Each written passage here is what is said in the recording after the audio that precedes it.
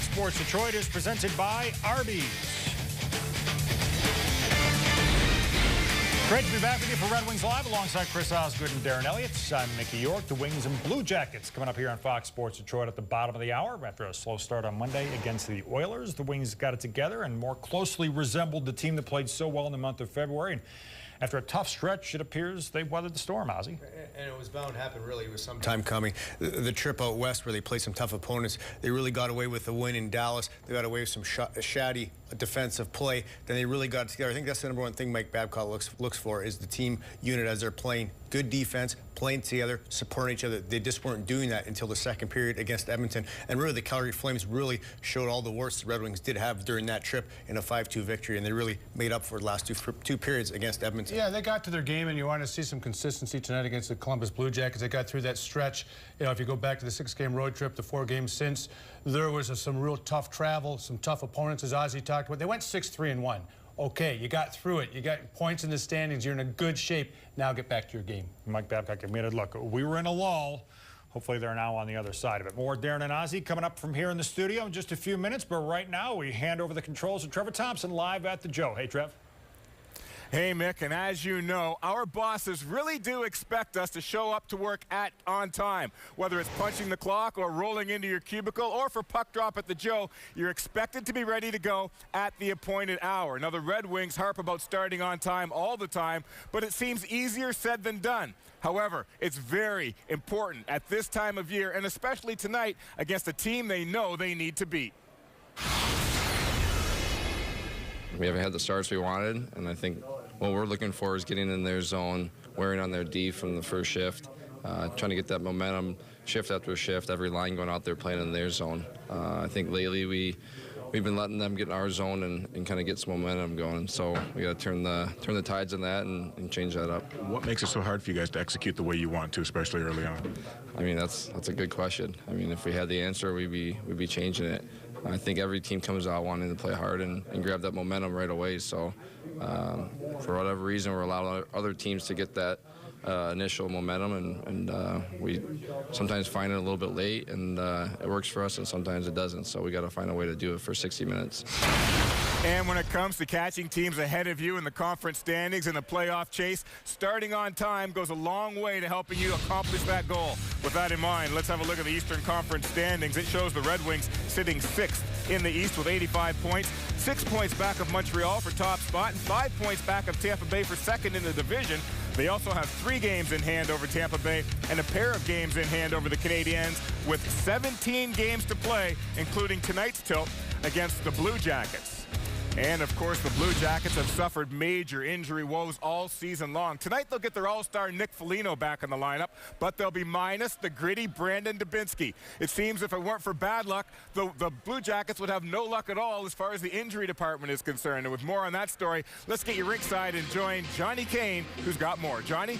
Well, Trev, yeah, Columbus Blue Jackets have plenty of excuses for why they have one of the worst records in the Eastern Conference. Not that they're looking for any excuse. This is a playoff team a year ago, but now they're just trying to find 20 able bodies that they can put on the ice. This team has been ravaged by injuries, as you've mentioned, and there's some key guys. It's tonight's Walsh business of hockey. Take a look at the total of man games lost. 436.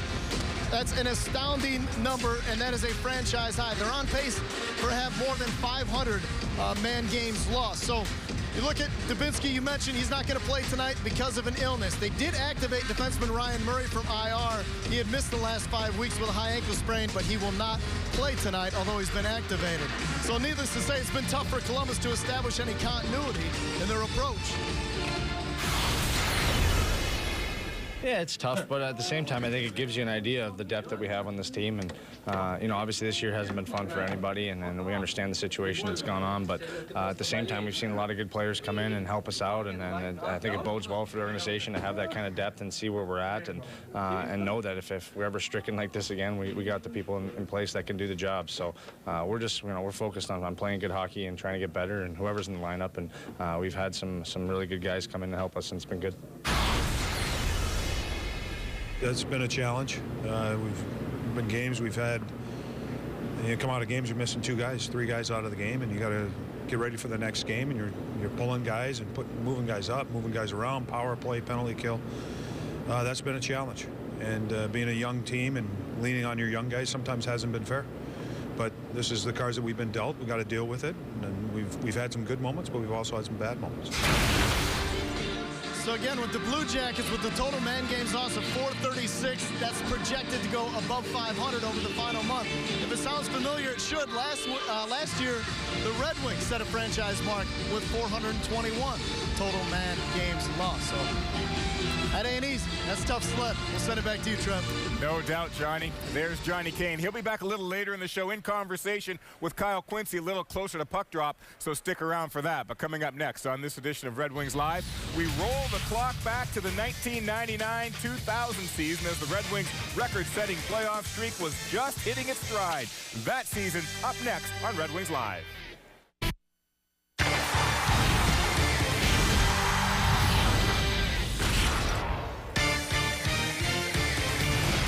Little spring training action for you today. The Tigers lost a pair of split squad games, 4-3 to the Astros, in which Anthony Ghost went 2 for 3. He's now hitting well over 500 for the spring, so that's definitely good to see. And Justin Verlander got the start in the other.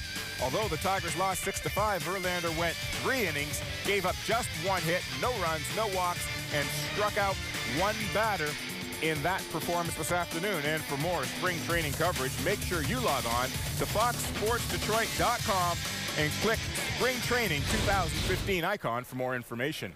Well, do you remember what you were doing 15 years ago about this time of year? Little did I know it then, but I would be preparing to move to this fine city for this very job. And the Red Wings, well, they were preparing to embark on a 10th straight postseason run. Their streak was just getting started as the regular season was winding down. Here's a look back.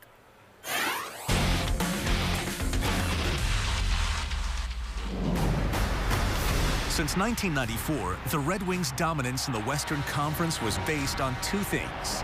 1, corner the market on talented veteran leadership. And 2, score a boatload of goals.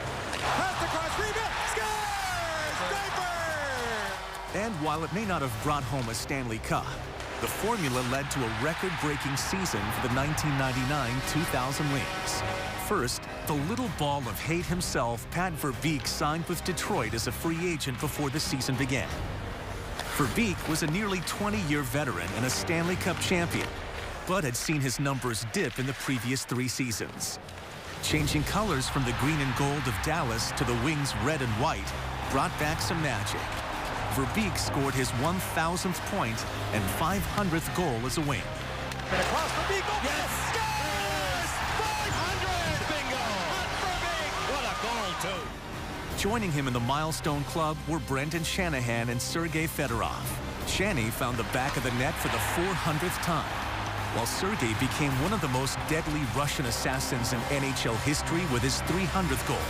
Not to be outdone, the captain scored his 900th assist, 1,500th point, and 600th goal to move behind only Gordie Howe as the 2nd highest scoring Red Wing in history.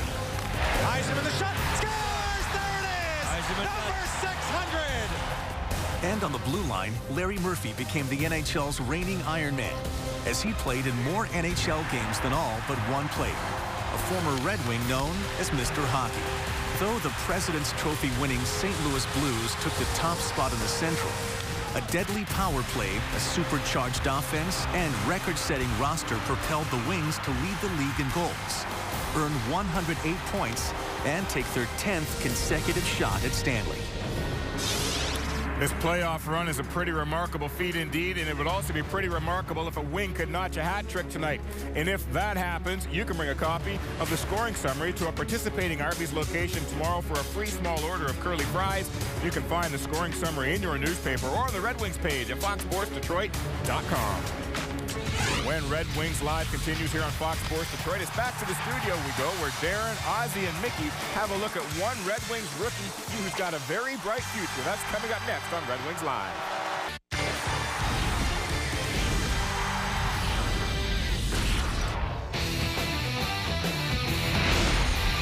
Red Wings Live is brought to you by your local Toyota dealers. Visit buyatoyota.com. Toyota, let's go places. Motor City Casino Hotel, a million miles away, right down the street. And by Flagstar Bank, a proud and official partner of the Detroit Red Wings. Play in center ice, broken up now by Paige. The puck played by Athanasiou in front of the backhand and score! Oh, what a play! Andreas Athanasiou. Tuesday night, Grand Rapids Griffins fans witnessed this amazing goal by Wings prospect Andreas Athanasiou, the fourth-rounder, went right through the legs of the D-man and then shoveled it in. He's got 13 goals and 13 assists in 40 games this season. That guy's not a goaltender's friend. They don't get much better than that there, Darren. That was a beautiful move, and it's just another example of the prospects. They seem to develop so well down in Grand Rapids, and they find their game. Yeah, absolutely. Last 16 games, 13-0-3, and that's with a lot of guys being called up. Polkinen, one of them. Mrazek came up, now he's back down. He's been on fire since he's there, and they seem to have a culture with that team with Coach Jeff Blashill that they don't miss a beat no matter who's in or who's out of the lineup. They have great leadership from Hogan, the captain of that team, as well as Evans, a defenseman, and Paige, a defenseman as well. These are the older guys that when Jeff Blashill, he can't coach them all the time. These guys are great in the dressing room. They've really got a great culture there. Well, if Andreas keeps scoring goals like that, it might not be long before he gets a look with the big club. Not unlike Teemu Polkinen. Polkinen has been up and down all season long with the Wings, but his most recent stint may be his most impressive. Yeah, if you take a look at what these kids do, it's not just impressed when they show up here and contribute. It's what they do when they go down. Polkinen took 6 games to score his first goal. Next call-up, it was in his 5th game he scored a goal. And this time, his 2nd game in this most recent call-up gets better down there. They don't go down and pout, they go down and produce. They come up here and they really do contribute. Yeah, the Red Wings seem to know this process better than any other team in the National Hockey League. They don't rush these guys. And he wasn't playing poorly when he was sent down the first time or the second time. What does he do? He goes down, plays some great hockey, like I said before, under Coach Jeff Blashill and their system that they do have down there, which is, by the way, the exact same as the Red Wings. So when these players come up, the transition is seamless. But to me, this guy's on the go, learning on the job, so to speak. And each time he plays some more NHL games, gets more experience, it looks better and better, Darren. And the one thing that's in his 14 games, 30 shots on goal. He has a shot on goal in 13 of the 14 games he's played. That does define him. He's not afraid to shoot the puck. All right, currently in his 3rd different stint with the Wings this season. Teemu was hoping the 3rd time as the charm, and he's here in Detroit to stay for the remainder of the year. Right up next, we'll take you back ringside for a chat with Wings defenseman Kyle Quincy. His thoughts on keeping the Blue Jackets in straitjackets when Red Wings Live will return.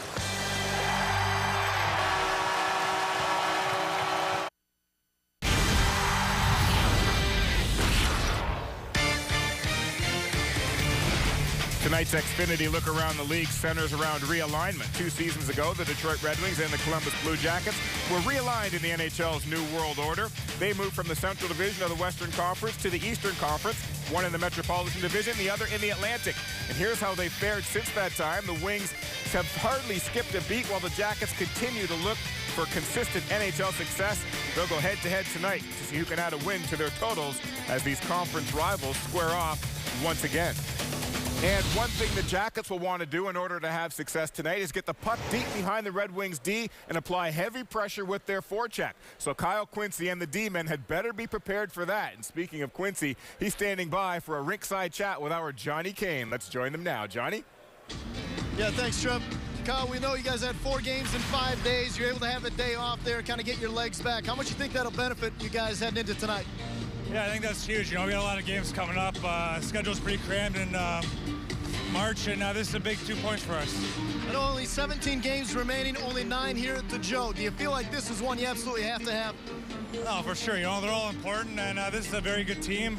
It's going to be a hard 2 points, so we've got to be ready. Your ankle feel okay? Thank you. All right, good luck tonight. All right, there's Wings defenseman Kyle Quincy. He's all set for tonight. We'll send it back to you. Johnny Kane's all set for tonight as well. He'll be in the Red Wings locker room post-game, bringing you all the Red Wings player reaction, and Mike Babcock as well. But coming up next, the Red Wings talk about how important it is to start on time. But for their goaltender, it's the start, the middle, and the finish that are equally important. A closer look at Jimmy Howard next on Red Wings Live.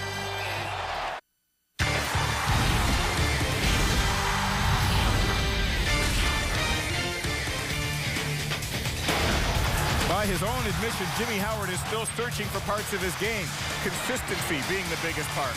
So far this season, he is 1-1 against the Columbus Blue Jackets. He has shut them out, and the Wings have been shut out. But it should be noted that that shutout loss came in a 1-0 shootout here at the Joe back in December.